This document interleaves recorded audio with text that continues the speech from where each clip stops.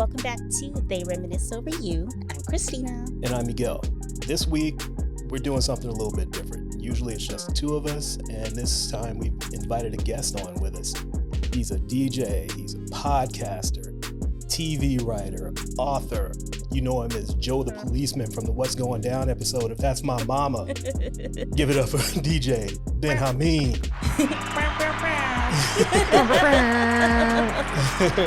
Oh man, thank you for having me. What's that from? Is that Chappelle's show? No, Coming to America. Yes. Okay. When they introduce Randy Watson. Yes. There we go. Great reference right there. Had to do it. So for our listeners out there, can you just give us a quick rundown of what you do, who you are, all the different podcasts that you're producing, all that good stuff? All that good stuff. Give you this is your life in like a minute and a half. I'm DJ Benhameen, as you said. I'm a DJ first and foremost. That's what pretty much I started with. I'm a Howard University graduate. Shout out to the real HU. I've also been a fan and student of film my whole life. That's what I graduated with from Howard University.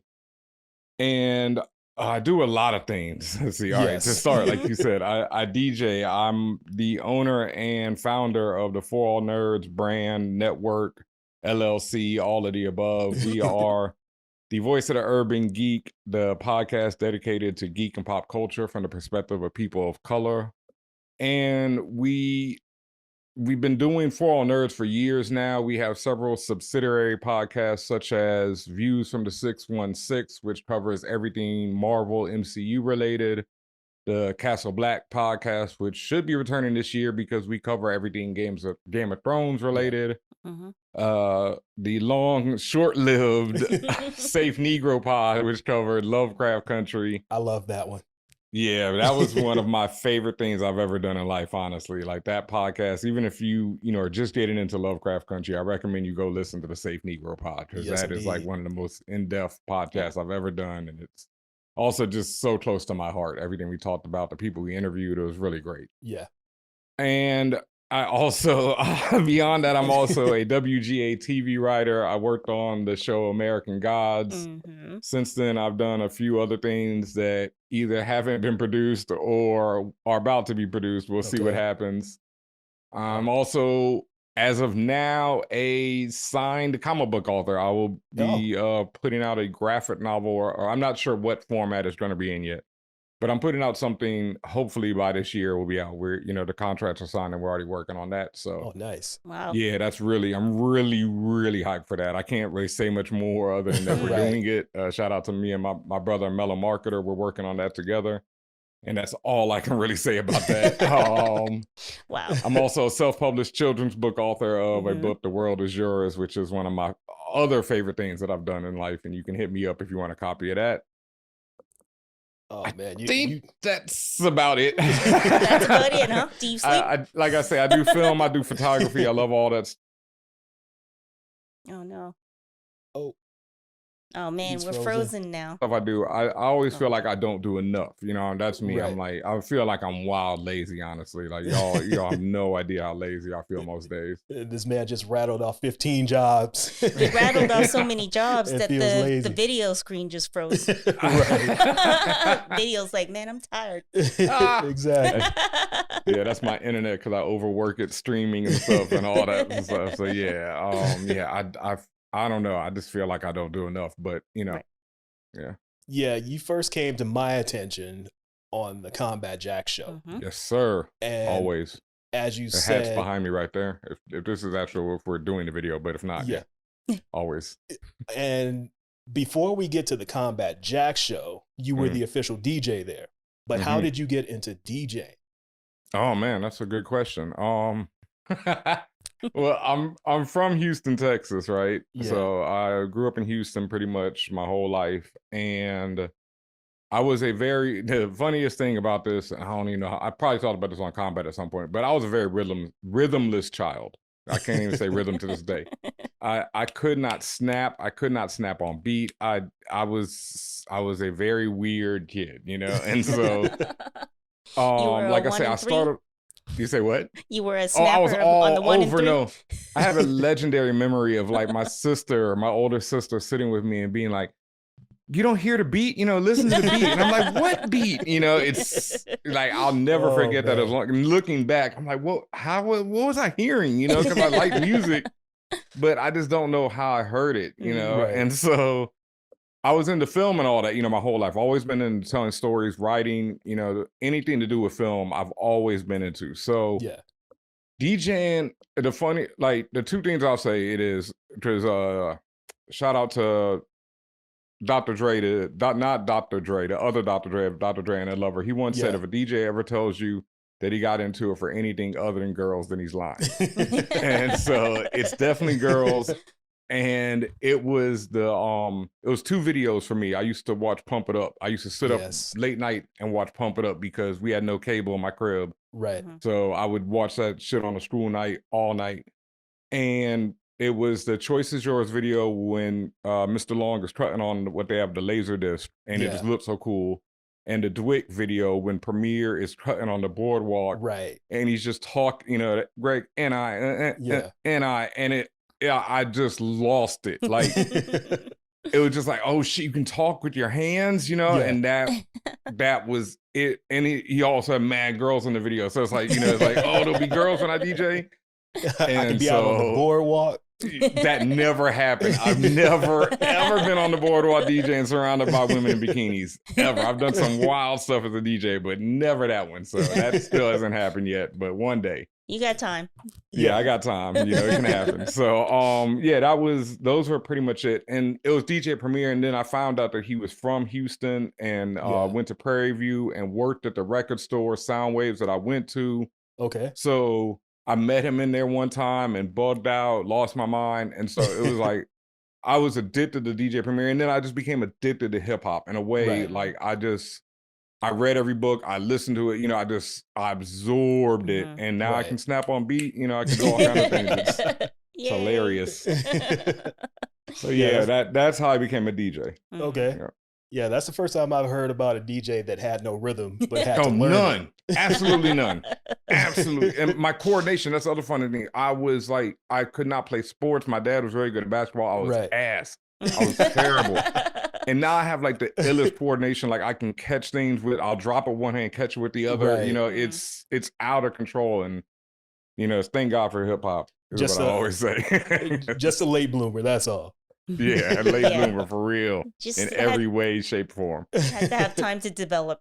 Yep. So were you doing this in high school? Was this when you went to Howard? Yeah, this started in high school. Okay. And that was like the other origin story is like I went to my high school dance and my man's DJ Aggravated, that's my brother now, but he was setting up to DJ my high school dance and all of the girls from my high school were standing around him and I was like, I was like, nah, B, nah. So, that was another one. But yes, I started doing all our dances. And then when I got to Howard, Howard really changed my life as DJing because it was so many DJs. There was, I want to say, well, I can count them, my man Trauma, Renee, Supreme, Marcus, I'm leaving some out.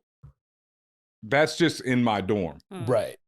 Freshman year, my best friend to this day, my brother Trauma, is across the hall from me. So it was like, step your game up. DJ Supreme lived next door to our dorm, and Supreme was a world champion at the time. Oh, man. Yeah, Young Guru was, when I first got there, I saw the flyer with his name on it, Young Guru Giant. And I went to the party that night and met Guru. It was like, it was nothing but DJs and from all over the country. So, and then it was kids from all over the country. So you got to play music for everyone. And I'm from Houston, so I was used to being in the middle and playing from all, but you just learn, that Howard, DJ Analyze, how the fuck can I forget? Like, that's my other brother. And like, he's downstairs from me in the dorm, we lived together for years after that. Like, yeah, you mentioned Howard, it was the shit, you mentioned Pump It Up. I used to watch that all the time too. Outside of Pump It Up, what else were you watching back in those days? I assume. Well, you said you didn't have cable. Did you have a way to get to like Rap City and Yo MTV? Yeah, Raps I'd go to my boy's house after school and catch Rap City, Yo MTV Raps, all that. pretty much everyone. I mean, like I said, I was a super dork, so it was like, I grew up like, my earliest memories are all Star Wars related, everything is Star Wars. And then it was like, all the cartoons, all the anime, Robotech. I was like, that's another big memory is spending, I want to say it was like $90 for like 3 episodes. What? Wow. Yeah, on VHS. It was some crack shit. Like, that's how we were back then, because it was like, yo, we got to have this. And so we'd like chip in. That's something I haven't thought about in 30 years is Robotech. What? I think about Robotech all the time. Man. Talk about unlocking a memory. Oh, man, Robotech was 4 o'clock, devastating. Turning it on. Oh, man. See, we didn't, in Houston, it wasn't even on like that. Robotech was like, it'd be the weirdest times you could catch it. It'd be like 10 o'clock on a school day. Oh, so you had to miss school to catch Robotech, because it wasn't, it was weird. Oh, so I'd only see it on those weird times. So that's what leads you to buy it for $90. So, right. That's a lot of money for back then too, huh?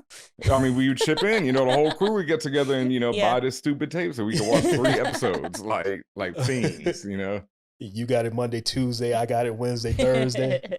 It happened. It really went down like that. What did you think about that DJ battle scene in Juice?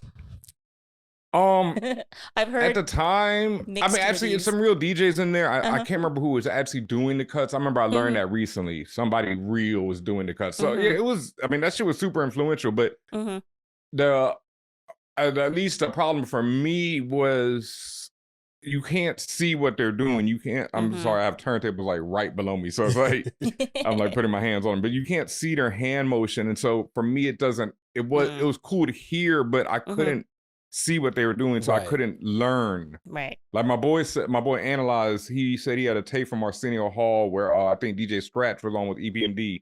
And he said he broke that VHS because he just rewound it to just learn what Scratch was doing. And that's why Howard changed me, because I'd never seen other DJs. I'd be doing parties and I'd be by myself. And it wasn't until I got to Howard where I'd be chilling with DJs. And I had to learn so much. I went to DJ school way more than I went to school.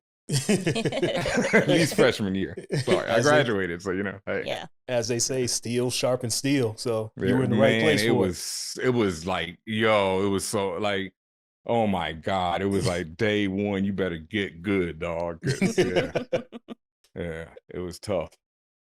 So transitioning from just Howard to working as a DJ, how did you end up on the Combat Jack show? Let's see.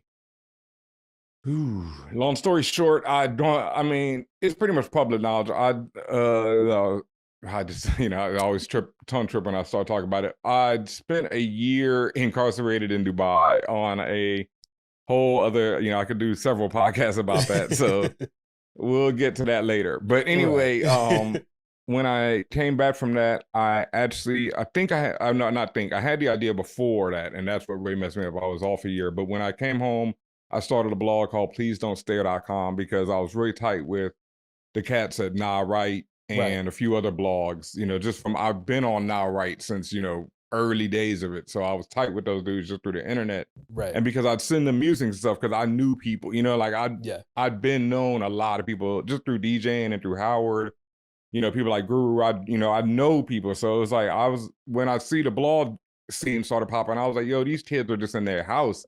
I'm actually in the streets knowing these people. So I was like, why don't I just do this? So I started the blog when and then I started posting combat stuff, and we never met, but I just always loved his writing, because that's back when he used to blog and write. Right. So I just post his joints. And then when he started, like the first few weeks of the show, he started doing it. And by then I moved to New York. By the time, because I was in Maryland when I was first doing Please Don't Stare. Then I moved to New York just to move up here and get away from Maryland and get a new scene and everything. And so I was in Brooklyn. And we'd still never met in person. That was the funniest thing. And I just called him up one day and I was like, yo, dog, what's good? I know you got this show. I told him this, and he knows, rest in peace. I never even listened to the shit. Like, I posted and wouldn't even listen to the show. I didn't even know what a podcast exactly was, what live radio, none of that. I didn't know any of this stuff. So I just was like, I just needed a place to DJ, because I wasn't really DJing anywhere up here. I was still going back to Maryland to DJ.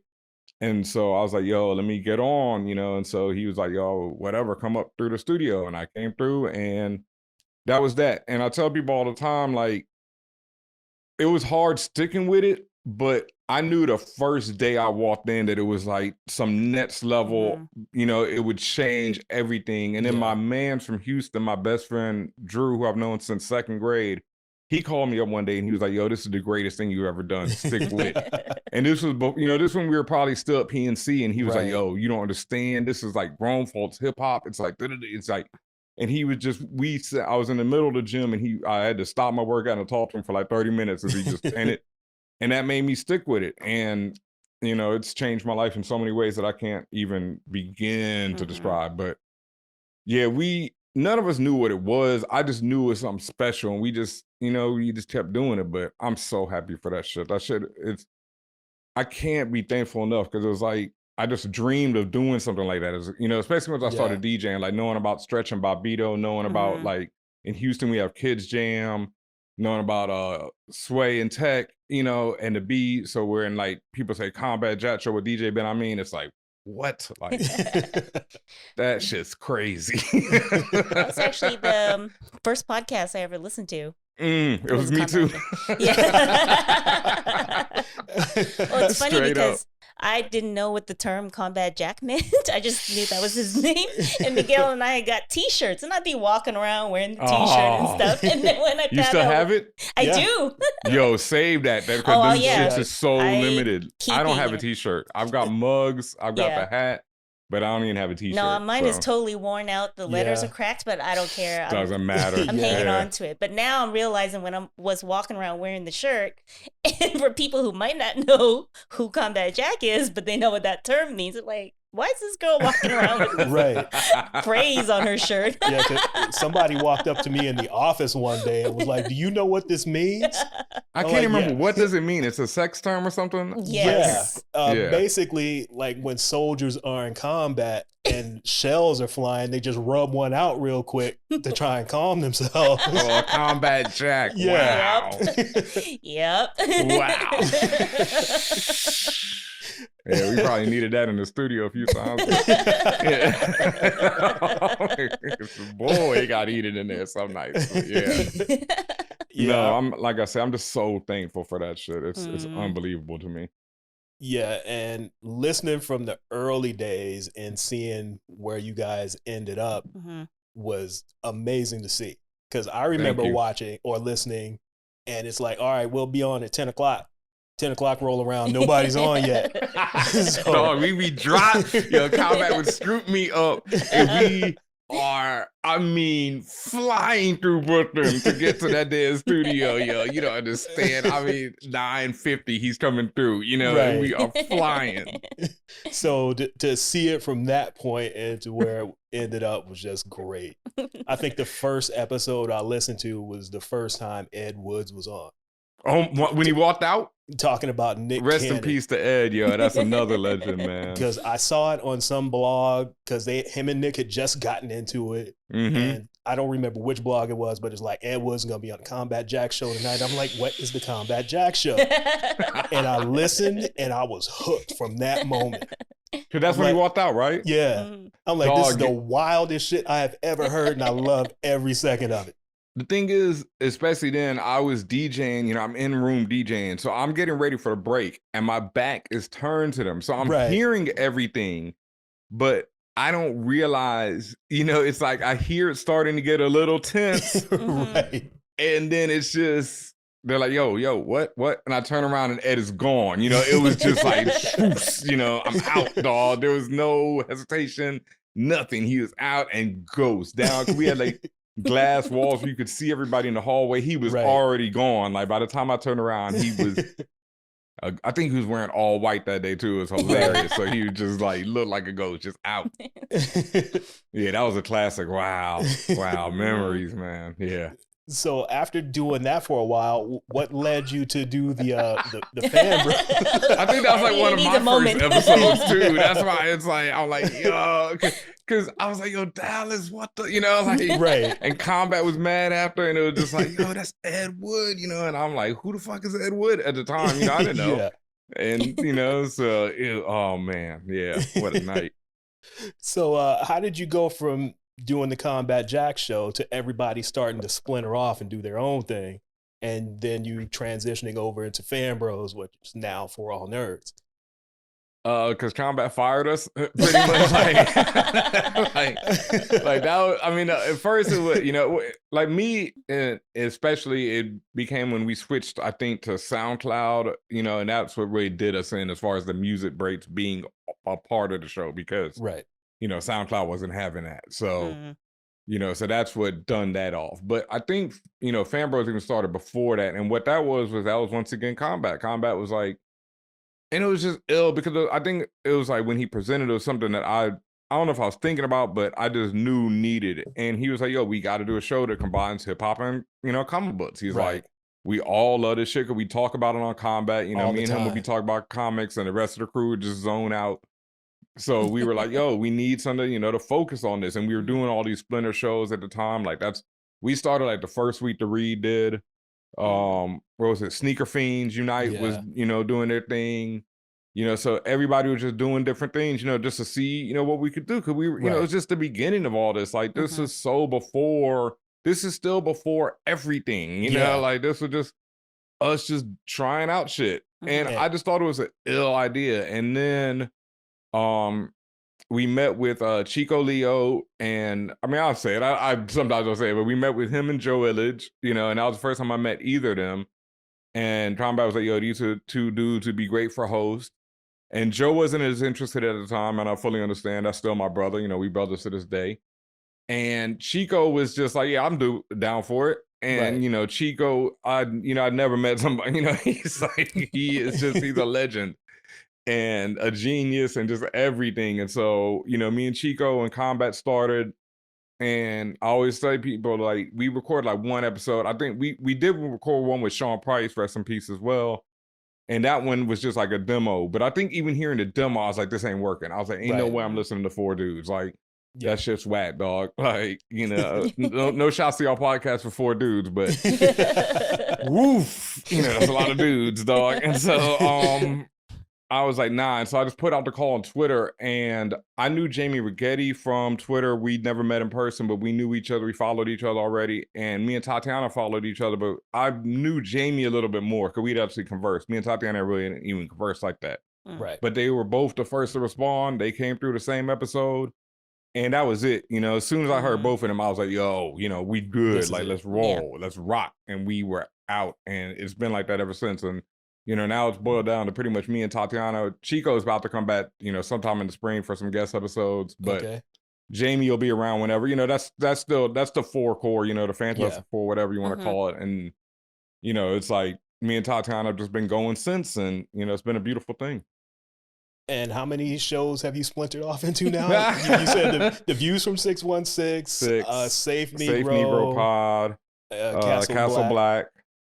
We had Outlaw Bars, which was our anime podcast. For a while, we had Slam Bros, which are our wrestling podcast. We've had, I know me and Tatiana have done another one, right?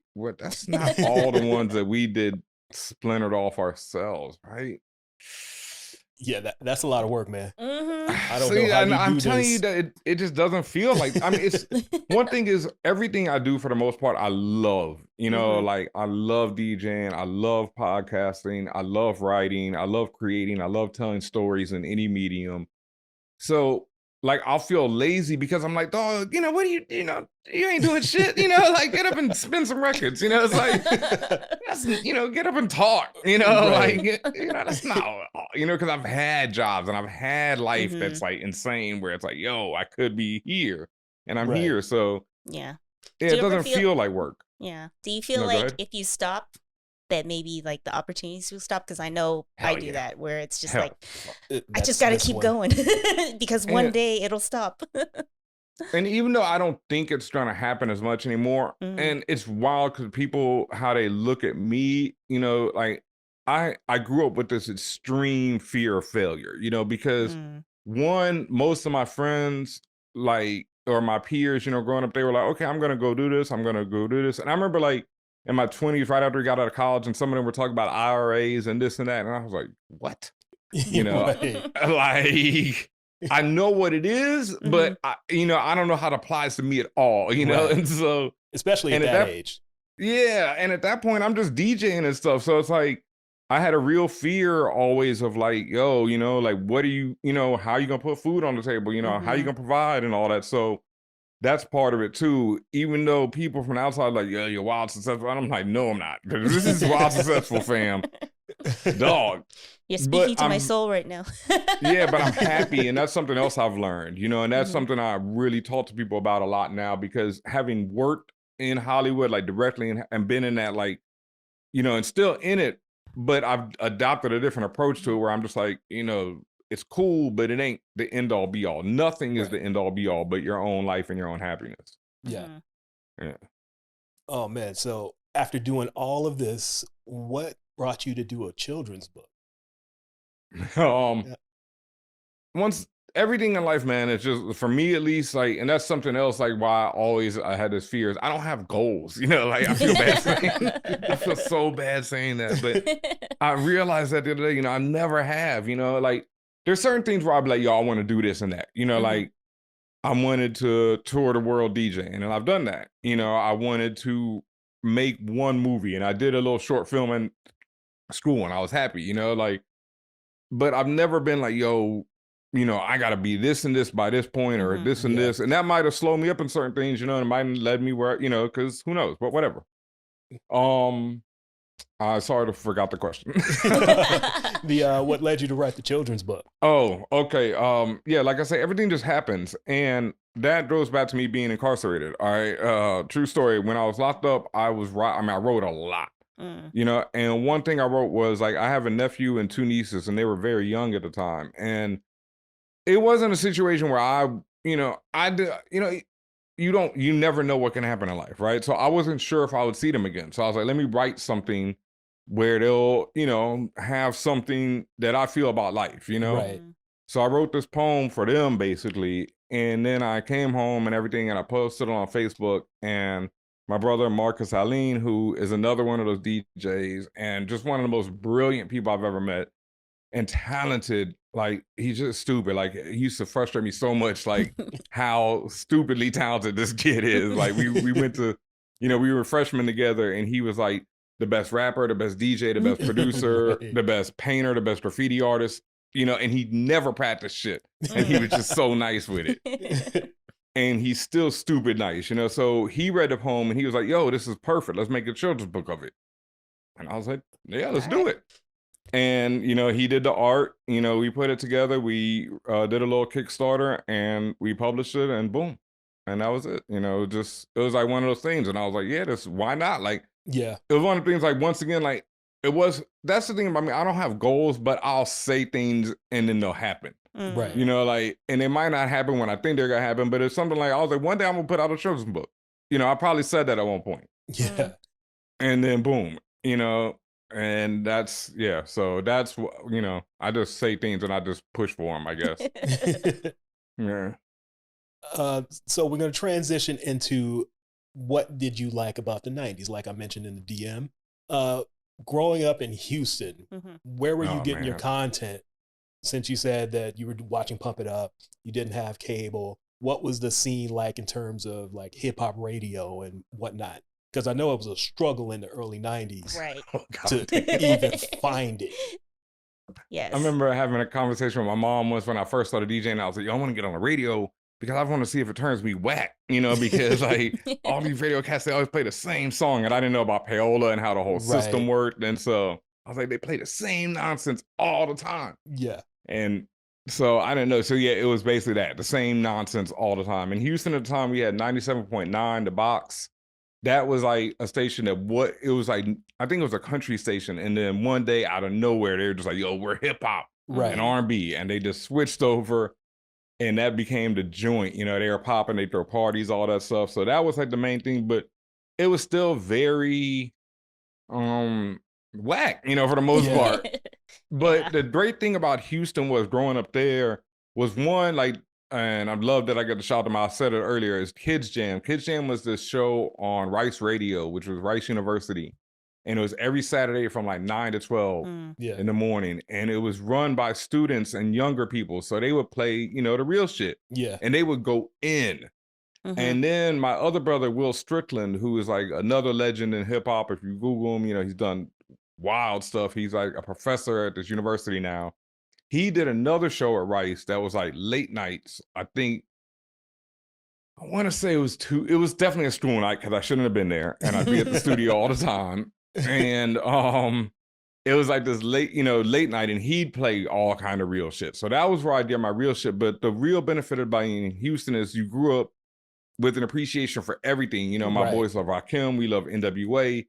And then we had so much stuff just coming from Houston, like UGK's, Face, Odd Squad, all these groups that to this day, a lot of people don't know about, who have made like classic material. Right. So I just had that benefit. You know, I love Premiere. You know, every record Premiere did, I bought. You know, it was like, that was East Coast. You know, when Illmatic came out, it was all over it. And then I was at the midnight thing for when Doggy Style came out. You know, it's just like that. You had the best of both worlds to me. Yeah. For me, I grew up in LA. So we had 1580K Day, which at the time I didn't know was the only like 24-hour hip hop station. Man, y'all was living. So y'all was living. Everybody was getting it like this. Nope. And when they went off the air, and we had to switch over to the other stations where you get like 2 or 3 songs every 3 or 4 hours. I'm like, we can't live like this. Bruh, I can't imagine. Like, y'all were so spoiled. I grew up in, Canada and in BC. Nice. So in a smallish at the time town, about 45 minutes outside of Vancouver. So they definitely weren't really playing rap, hip hop, R&B and stuff in Canada in the 90s. So our kind of like MTV, whatever, is Mush Music, but they would play. So there was one show that would come on for 1 hour on Saturdays that would play just a little bit of everything, like R&B, rap, and some house music. And then we had Rap City was a new show, and it would come on. It started off, I think, like once a week for an hour, and then it was twice a week for 30 minutes, and that's all I got. Yeah. And I would listen to a radio station coming out of Seattle. So I really had to like dig. Yeah, that was us. Like I say, it was Kids Jam on every Saturday morning, and it was Will Strickland's show. I can't remember the name of it when he would do that on the night, and that was it. And then they would have the occasional mix hour, you know, and stuff. But like, I think Houston radio still had that benefit of being slightly better and also wild. Because when I tell people some of this, they would play, people are like, yo, what? I was actually thinking about it earlier today because it popped in my head like about 6 months ago. I had to download it. There's this song, Pimp Daddy. And it's by a Jamaican artist. It's like it's all in a reggae rhythm, but he's basically rapping and singing, and he's talking about, all I wanna be is your pimp daddy. And he talks about pimping, you know? And it was all on the radio, or like the song, Your Mama's on Crack Rock. Yes. I remember that one from the box. That joint was #1, or the one like, Your Mama's on Crack Rock. And you being from LA, you'll know about like Digital Underground, Free to the Industry. Like, it had a resurgence, because the album would come out like 2-3 years before that, because it was like the album came out in middle school, and then I was like high school or whatever when that dropped, and it was like this joint would play on the radio unedited for so long until they finally released. I think Houston and a few other places probably made them release the radio edit, because I remember I was in the car with my mom. She was like, "What the?" And I was just like, shh. I don't think I've ever heard a radio edit of that. Oh, it's hilarious. It's like all kind of animal sounds over everything. Oh man, you got to look it up. It's so bad it ruins the song, but it's like, because I mean it was the #1 song, top 9 at 9. Wow. Free to the Industry, #1 song. Oh my Houston God. was outrageous. Outrageous. Wow. Yeah, I tell Christina all the time about this radio edit of a Too Short song where they edited Motherfucker to Mickey Ficky. So they did that on a short song? Because I know that from Do the Right Thing when they put that on TV. It was a bunch of Mickey Fickies all over the song. And I'm like, what are you doing? It's terrible. I used to have a friend. No, go ahead. It got to the point where when Big Boy started his radio show, he started calling himself the Mickey Ficky Man for a while.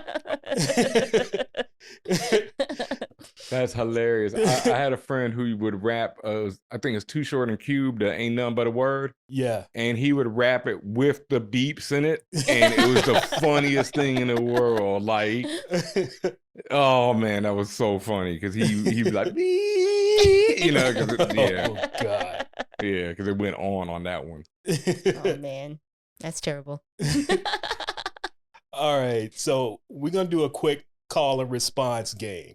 Well, not call and response, but more of a quick response game. I'm gonna give you two choices, and first thing comes off the top of your head. This is great because I always do this to other people, and so now I get it done to me. And we're not gonna do anything controversial like Lil Kim and Foxy because that's gonna bring the crazies out. Yeah, I would love it. That's great. That's Like, a good one. Yeah. I've been down that road. Don't want to do it again. Wow, I believe it. Yeah.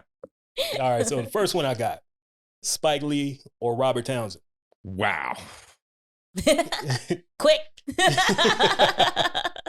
For me personally, it's Robert Townsend because Okay. Hollywood Shuffle is in my top 5 of all time. It's just But Do the Right Thing, and as a director, it's Spike Lee. You know, I Okay. can't, because Spike Lee's eye is sick. But Hollywood Shuffle is just, oof. That's one of my favorite movies of all time. Yeah, I top actually 5. just watched that recently because Oh my Miguel God. was telling me about it and we had to watch it.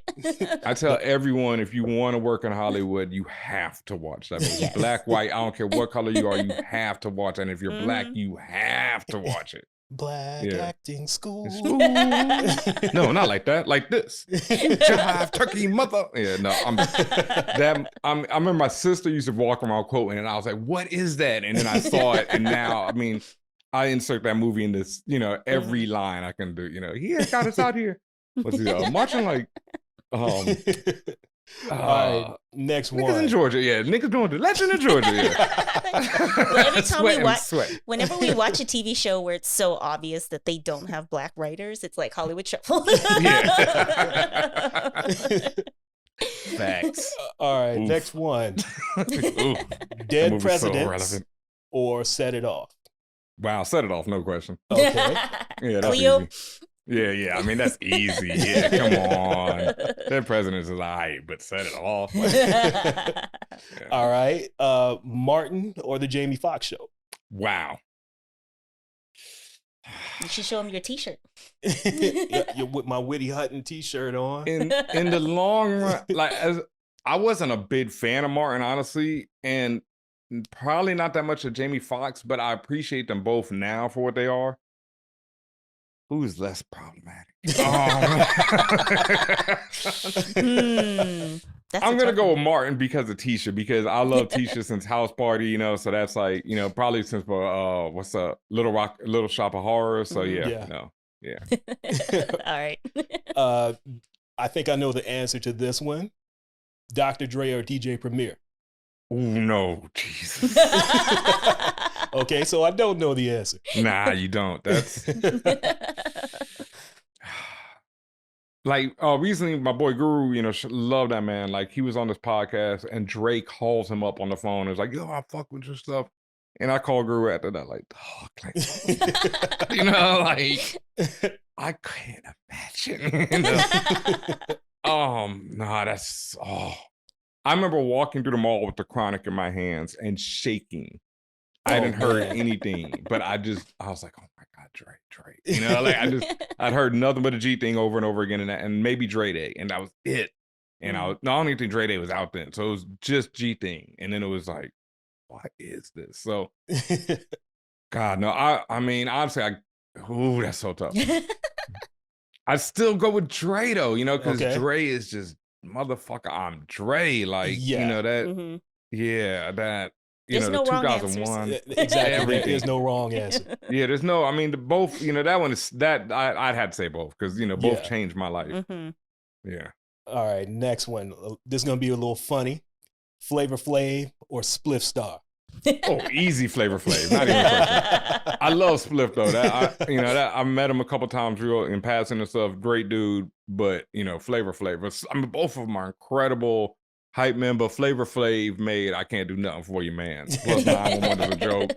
You know, he got bangers on his own, like, you know, and he's also so talented that people don't know that. Like he plays every instrument. Yes. You know, he was like he's part of the production team of the Bomb Squad. He is Mm. just insanely talented and just a key part of Public Enemy. You know, Yeah. Busta Rhymes is gonna be Busta without Spliff Star. That ain't Right. even no question.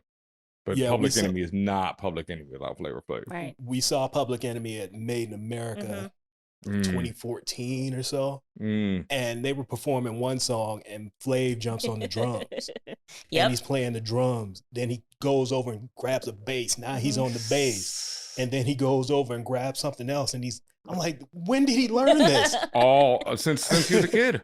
I'm like, I'm used to seeing him jumping around, swinging with the clock and the shimmy and all this shit. And here he is just knocking it out with all these different instruments. Mhm. I wish I know who wrote it or what. I'm gonna see if I can find it on the net now. But back in the day, it was like either I want to say it was the Source. It was the Source of the Vibe. But somebody did this article on Flavor Flav, and they compared him to like Mr. Nancy, basically, like to the trickster god of African folk tales and everything, and how he relates in so many ways. And it was so ill, you know. And it was like, oh shit. And it's like how he plays against what Chuck is, you know. And then like I was just watching this documentary the other day, and I'd heard this before, but like Be Real talking about how when they made Cypress Hill, he pitched his voice up so they could be the anti-Public Enemy because they already had Sin Doll do the deep, and so he became the main rapper with the high pitched voice. Okay, so, I never knew that.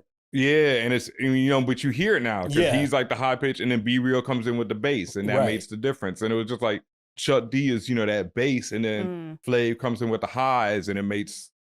Yeah, Public Enemy, like I could go, you know, I wish there was a podcast just talking about Public Enemy for like, you know, 10, 20 episodes. Is this going to be your next project now that you put it out there? I've got something I'm working on that it would be in that vein, but yeah, trust, because I don't feel hip hop gets the credit it deserves for the genius that it is. Yeah. Like I just do not feel to this day that it gets it. All right, next one. Low End Theory or Midnight Marauders. Come on. I mean, that's tough, but it's Midnight Marauders to me. And I've had this debate a few times with people, and it's a Midnight Marauders. It's just, you know, it's a progression. It's like Low End Theory was there, and then Midnight Marauders is like, if you read Wicked and Divine, it's like that's Imperial phase. You know, that's when they're at the height of their power. You know, everything is clicking. I mean, from the album cover, you know, the heads, the five power mix is so perfect. I just found out yesterday that there were multiple album covers. Yep. I thought it was just one, but it's three. Yeah. Yep. It's three. I think the row around them is what differentiates them, right? It's like red, black, and yellow or something like or green or something like red, that. Black, and green. Yep. There and it is. I just found that out. Because I bought it a couple times, and I guess I got lucky and got the red one each time. So I had no idea. Yeah. Yeah, no, Midnight Marauders is so... I remember when my boy brought it over, and I'm just like, oh my God, this is the stupidest shit I've ever heard. And then, you know, when it gets to the end, right before lyrics to go, and I was like, it's over? You know, I was so hurt, and he just sitting there like, no, just wait, you know. And then like God Lives Through is like, that's in my top 10 too. You know, God Lives Through is like, it might be my top 3 hip hop songs ever made. Like that, on that Tribe documentary when Busta was talking about it, and he's just like, yo, this is my favorite shit. I was just like, Bust. Dog.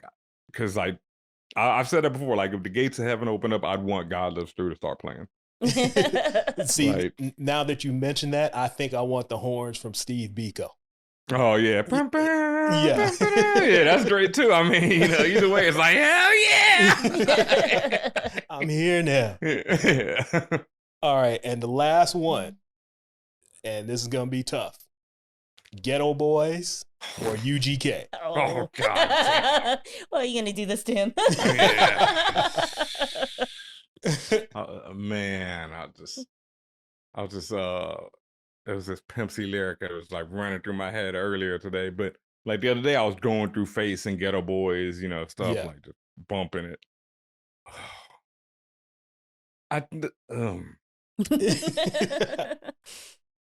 The funny thing is, my favorite group out of Houston isn't either of them. It's Odd Squad. You know, Odd Squad has this one album, Fat Enough for Everybody, that is like Face has said is the best thing Rap-A-Lot ever put out, and that's my favorite Houston album. But I got to go Ghetto Boys because Face, it's just Right. like that man's, his stuff. That's another one who changed my life. But so did Pimp C, in different ways. Yeah. Like an unforgettable memory is like I'm sitting in my boy's crib and my other dude who I ain't know that well at the time, he walks in and he's like, I got a pocket full of, and I was like, what is he talking about?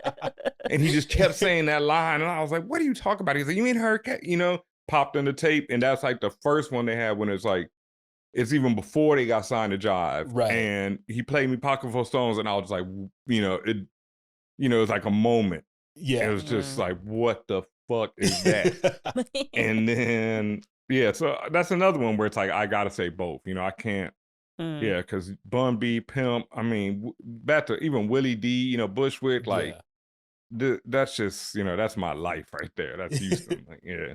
Yeah, I got family in Arkansas. So when I would go down there in the summer and visit them, that's when I was getting to hear like Ghetto Boys and the Willie D albums and UGK. I'm like, what is this? Man. Because obviously they weren't playing it on the radio in LA.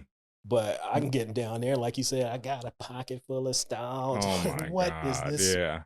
And my Pimp C cousin, is such a sick producer. Like, Yeah. oh God, he was so sick with it. And and Face too. Face is such a, he's another one of those plays everything. yeah, Plays Face every instrument. I've seen him do it, like, and it's just, and that's the other one who people are now just getting hip to is Mike Dean.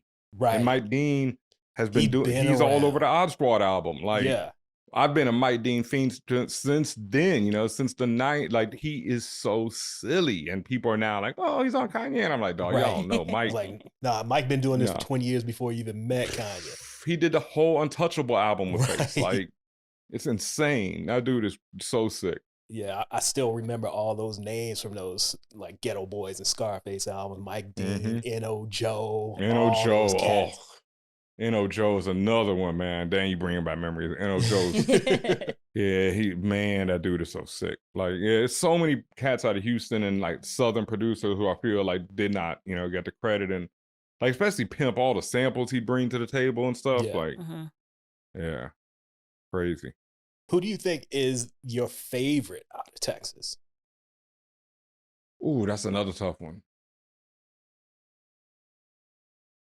It's between Face, DOC, Devin, and my new boy, Toby Inigwe, who is like, one of my favorite rappers of all time. And I just started listening to him a few years ago. And Toby is just one of the greatest things to me that ever happened to hip hop. So Yeah, Bomani Jones put me up on that because he used to post about him all the time.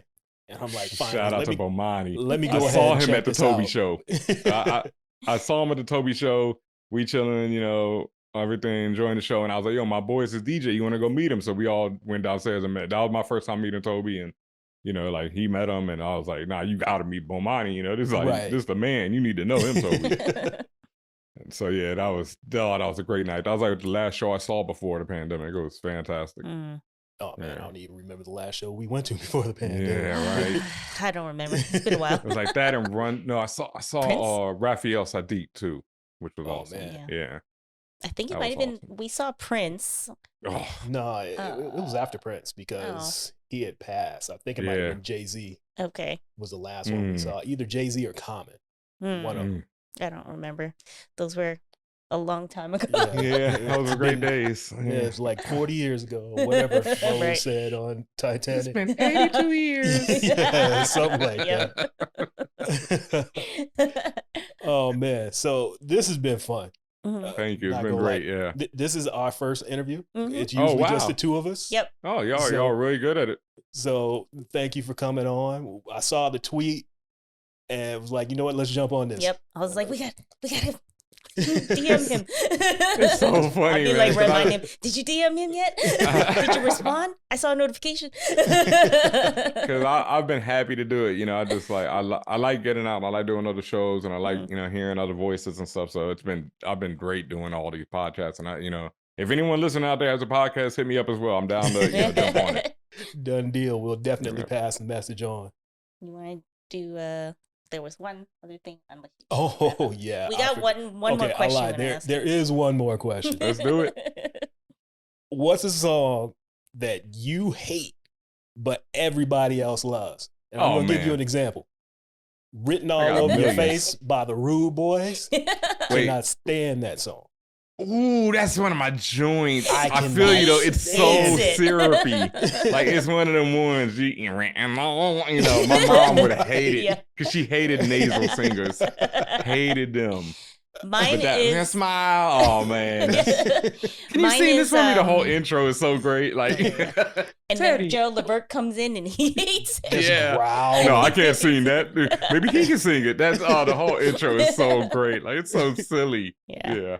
Mine is Mary J's Real Love remix. The remix. Whenever I'm in the club, we disagree on this one. I'm like, why? I love the one with the water dance with version. Yeah. Oh, I love it. I love the original version, and it's not that I hated the remix, but I started to hate it because whenever I was at the clubs, they would never play the original version. Never. And then I grew to hate it because I wanted to hear the album version. I remember the original version. I was walking down the street listening to the radio, and it came on, and I was like, "Wow, look at that!" Like somebody put hip hop drums on an R&B song. I was like, "How cool is that?" And then it was like. But that first time it was like, wow. I mean, Come and Talk to Me had done it and a few others, but that was like when I was like, because it's the Milk D drums. It's like, wow. Like, no, that I feel you. Okay. I mean, I got a list. Oh man. And you're gonna be mad at this one, LA. I hate even in all these songs I understand because I'm a DJ. I understand why people love them, but I hate them. This is how I hate it. This is how we do it with a pure passion. Oh wow, you're the first person from LA. People from LA get so mad at me about that one. I understand why we like it, but I'm not one of them. The drums are incredible. His voice. It's a party jam. I get it. Because it's like I'll play it and it sets it off. I like Montel, but that one just does nothing for me. Get It On Tonight is my joint. Yes, like that's that joint's incredible. She's a chicken. That's one of the best ones ever. Oh my God. I don't know if you remember in the video, because we actually ended up doing an episode about Montel Jordan, but for the Get It On Tonight video, after he spent the whole video with his lady, he's at home in the kitchen. His girl comes home and she's like, "So what have you been up to?" And he's like, "Nothing." And then he's just while he's getting his little snacks from the kitchen. I'm going to watch that now. Oh, you have to. my boy, like when I'd play it in a club, one of the hosts in DC on the mic, he'd always be like something, piece of chicken, So that was and the other one is that a lot of people probably hate it, but I hate this. It came on recently. I don't like saying it because it makes me think of it, and then it's stuck in my head. I Like Your Smile by Shanice. He hates that song too. Yes. I hate it. And it was like on the radio. Like just thinking of it, it brings me back to places when I was in Houston when I was like, oh yes, this fucking song. Like, yeah. She used to call in to 92.3 like once a day. Like her and DJ Quick would call and talk to Theo every single day. Wow. And DJ Quick, I would have been so hyped. Yeah.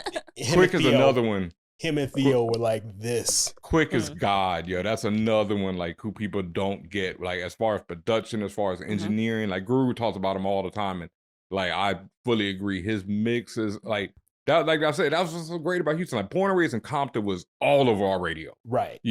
Like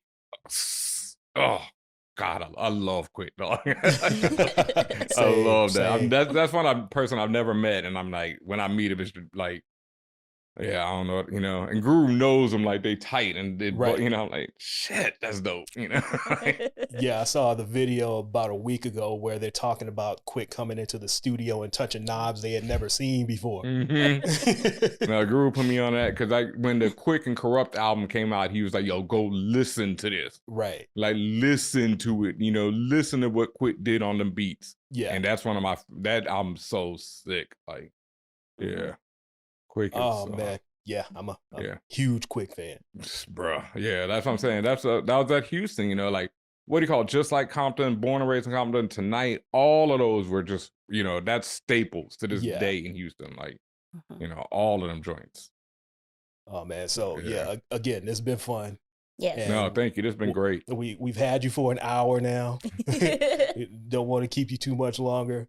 No anything else you wanna plug while you're here? Oh yeah, definitely. You wanna say? I just want to shout out, everybody. Thank you for listening. Thank you for having me on the show. This has been awesome. I can't believe this is y'all first interview. Y'all really, well polished and a lot of good questions. So, and like I said, everybody out there, you can follow me at DJ Benhameen on pretty much everything. That's DJ BenHameen, and also follow at For All Nerds on pretty much everything, especially on Twitter, Instagram. If you want to find the podcast, we're on any major podcast platform, Spotify, iTunes, etc. Besides Tidal to this day, still no love. Thanks, Jay. And we're also on YouTube. And most importantly, you can follow us on twitch.tv/forallnerds, where you can find us broadcasting live. We do our live show. Moon Knight's coming up soon, so views from the 616 is about to start cracking. I've seen the first 4 episodes. Hey! It is what it is. No, I can't say anything yet. But people who are excited, you have a good reason to be excited. It's definitely horrible. They did their thing as always. So, yeah, I think that's it. Yeah, follow us. Shout out to my partner Tatiana King, everybody else, the fam out there, and yeah, that's pretty much it. All right, so we're going to wrap this up here. Thank you for checking us out again. We do this every 2 weeks. Check us out at troypodcast.com. You can get transcripts, links to videos that we talk about in these episodes. I'm sure we're going to add a bunch of stuff to the transcripts for this one that we reference. Playlist on Spotify, that we have the links to that as well. Make sure you go check it out. Follow us on the gram and the bird at Troy Podcast, and we'll be talking to you guys again in 2 weeks. All right. Deuces, silly gooses. Bye. Bye.